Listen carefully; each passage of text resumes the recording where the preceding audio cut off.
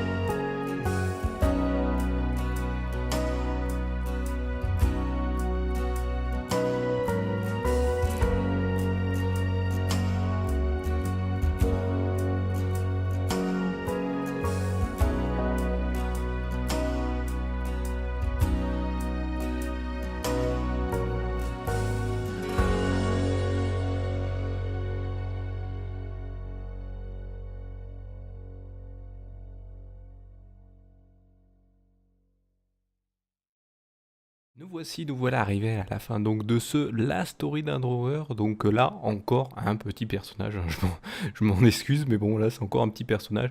Là je l'ai pas dessiné dans son intégralité parce que comme vous pouvez le voir, il est au-dessus du personnage qui s'énerve contre celui du centre. Et comme vous pouvez le voir, bah, il est avec celui qui s'énerve. Hein. Vous voyez, il est au-dessus, il est sur lui, accroché même à son truc. Voilà, comme ça vous pouvez voir que la fresque, c'est pas je vais mettre les personnages un peu autour, selon où je peux les placer parfois, bah, je vais les mettre, comment dire, voilà, comme vous pouvez le voir là, vous avez tout un groupe qui s'est amassé vers autour celui du milieu, vous avez un petit groupe là qui se demande pourquoi l'autre il s'en va et qui sont en train de lui peut-être lui dire, il y en a qui en ont un peu rien à faire, il y en a qui sont impliqués dans ce qui se passe.